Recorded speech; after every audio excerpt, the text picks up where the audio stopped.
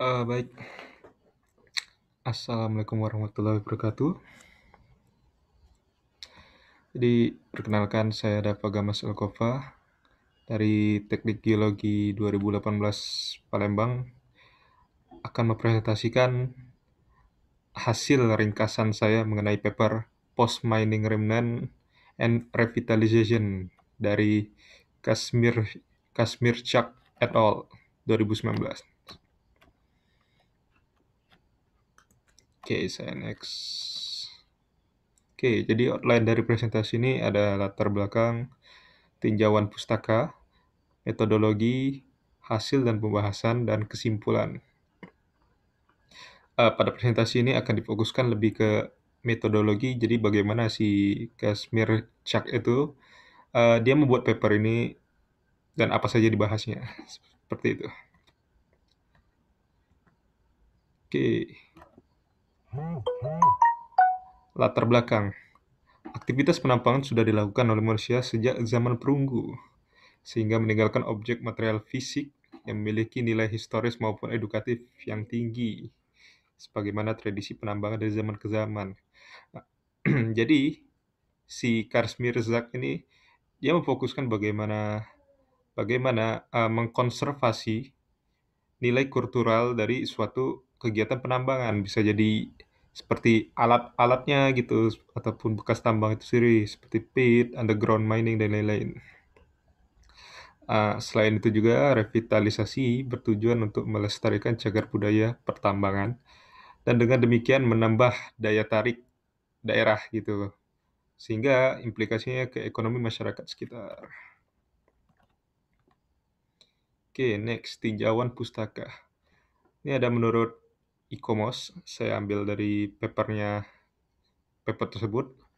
Menurut ICOMOS tahun 99, konsep konservasi merupakan penggabungan unsur historis dan elemen artistik dari suatu objek, mencangkup sejarahnya, geometri, keberagaman hayati, grup dari beberapa objek, tradisi, kultural ya maksudnya, sekarang dan masa lalu, dan nilai ilmu pengetahuannya. Tuh. Nah, adapun juga dari peraturan hukum Polandia, Revitalization Act of 9 Oktober 2015, atau dalam bahasa Polandia itu Ustawa Zednia 9 Października 2015. Revitalisasi itu pengertiannya adalah proses kompleks. Proses kompleks yang dimana kondisi krisis dari suatu area yang mengalami degradasi, sehingga dari hasil revitalisasi itu wujudnya itu benefit untuk lokal community gitu. Selain benefitnya itu seperti ekonomi yang dimaksudkan untuk pembangunan dan development-nya bagaimana dengan kerjasama dengan stakeholder. Oke. Dan juga peran ini munisipal ini maksudnya Kota Madia, jadi pemerintah Kota Madia ini program revitalisasi ini. Oke, next. Nih, adapun Kazmierczak ini membagi tujuan atau bukan tujuan ya, memasukkan nilai dari suatu objek revitalisasi peninggalan tambang tersebut gitu dalam paper sebelumnya. Nah, Kazmierczak itu 2017. Nah, bisa dilihat di tabel bawah ini ada suatu tujuan general jadi yaitu kultural, dan ada juga yang partikular itu atau tertentu seperti scientific maupun artistik. Nah, gitu. Dalam klasifikasinya itu nih bisa dilihat ada formulanya nih, general dan partikular. Yang dimasukkan itu general partikular berarti kultural, bisa kultural ya, general gitu. Nah, partikularnya bisa scientific ataupun artistik. Ataupun keduanya seperti yang di atas itu, kultural, scientific, dan artistik. Nah, bisa juga seperti itu. Next. Nih, di paper ini juga si Kazmierczak ini dia membandingkan beberapa hukum ya, bagi beberapa hukum tentang revitalisasi maupun reklamasi dan sebagainya gitu. Nah, jadi ini saya kutip dari papernya di Polandia itu dia memiliki sistem legal di mana sudah ada revitalisasinya, hukum revitalisasi yang komprehensif, dan dijelaskan juga itu bagaimana tahap-tahapannya gitu dalam melakukan revitalisasi. Namun ada juga, beberapa permasalahan di Polandia ini, gitu. Contohnya saya kutip nih, dari reklamasi, nah reklamasi itu bertanggung jawab mining operator gitu, dan, reklamasi itu sendiri dilakukan jika tambang tersebut masih berjalan gitu.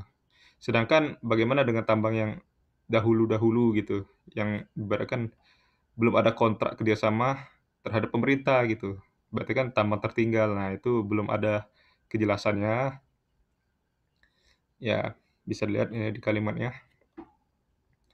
Kemudian next, ada juga Spanyol. Nah, di Spanyol ini dia lebih memfokuskan terhadap, eee, impact atau dampaknya kepada, lingkungan gitu. Karena dia dasarnya itu, dari hukum hukum pertambangan, di Spanyol itu hukum pertambangan dan hukum lingkungan gitu, regulasi tentang revitalisasinya gitu. Namun belum ada kejelasan gitu, terutama dari ibaratkan siapa pelakunya ataupun bagaimana regulasi, tahapan regulasinya itu belum dijelaskan gitu dalam hukum Spanyol. Sedangkan untuk UK, belum ada benar gitu menurut Karmilzak hukum yang mengatur revitalisasi maupun reklamasi dan sebagainya. Oke, saya next.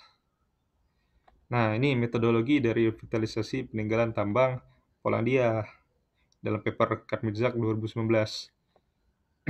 Nah, di sini ada beberapa tahapan. Yang pertama itu mendiagnosa degradasi area tersebut gitu. Nah, yang dimaksud diagnosa ini ya mencari apa sih kelebihan kelebihan maupun kekurangan dari daerah tersebut. Sebagai contoh, ada beberapa bekas tambang di suatu daerah, namun belum terurus gitu. Masyarakat di sana masih acuh tak acuh dan belum tahu gitu. Nah, hal tersebut dapat dikembangkan gitu, dilakukan revitalisasi sehingga berkembang gitu daerah tersebut. Nah, kemudian tahap selanjutnya itu konsultasi gitu. Konsultasi ini dilakukan dari pihak pemerintah kota gitu kan, pemerintah kota terhadap masyarakat sekitar. Nah, dengan collecting komen gitu, mencari pendapat, mengadakan rapat-rapat bersama warga, bisa dengan warga maupun para stakeholder, dan seterusnya. Dan pada akhirnya di metode ini, nah itu implementasi kegiatan revitalisasi Kota Madia tersebut. Munisipal kan Kota Madia artinya. Nah, gitu. Sehingga dari awal, dari tahapan diagnosanya, terus konsultasi, terus ada koreksi, dan lain-lain dengan pihak stakeholder maupun pelaku revitalisasi tersebut. Nah, sehingga pada akhirnya dilakukan implementasi. Oke. Oke, ini dia ada kasih contoh juga.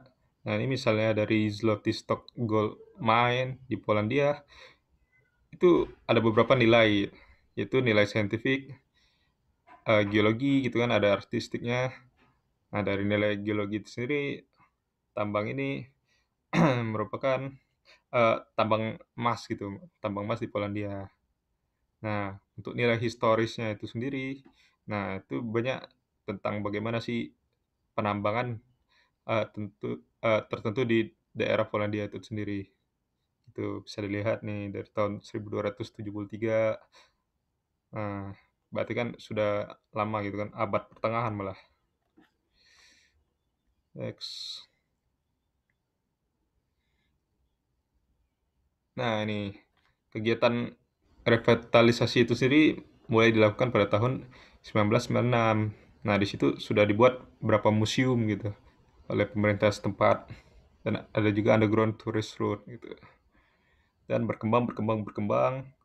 Nah, bahkan sudah mencapai 200.000 lebih, bahkan sampai 250 gitu, turis yang datang berkunjung ke Zloty ini tadi, Zloty Gold Mining tadi. Nih. Nah, ini lokasinya. Bisa lihat perbandingan gambarnya tahun 1921, yang dulunya masih tambang benar gitu kan, masih tambang, belum ada infrastruktur dan lain-lain, masih tempat industri, sekarang sudah menjadi tempat wisata. Bisa lihat di kanan ya, sudah tertata rapi seperti itu.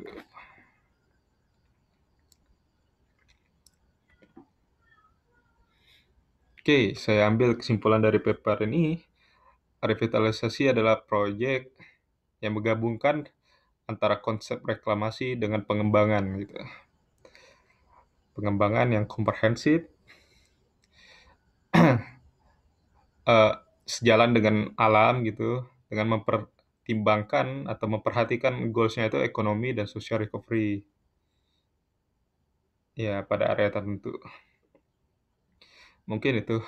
Jadi bisa dilihat misal kita hubungkan dengan Sumsel gitu ya, di beberapa daerah Sumsel itu, terutama di daerah yang banyak tempat wisata itu, cenderung warganya itu lebih ramah gitu kan, lebih ramah, terus ekonominya juga baik dibandingkan daerah terpelosok yang jarang jarang ada kunjungan dari orang luar gitu. Nah, itu kan sudah mempengaruhi antropolog manusianya gitu. Dari sikap pun berubah. Nah, itulah penting revitalisasi. Jadi meramaikan kembali daerah tersebut dengan cara membuat suatu objek wisata geologi. Nah, itu sih poin poin terpenting dari paper tersebut. Mungkin sekian presentasi dari saya. Lebih dan kurang saya mohon maaf. Saya akhiri. Wassalamualaikum warahmatullahi wabarakatuh.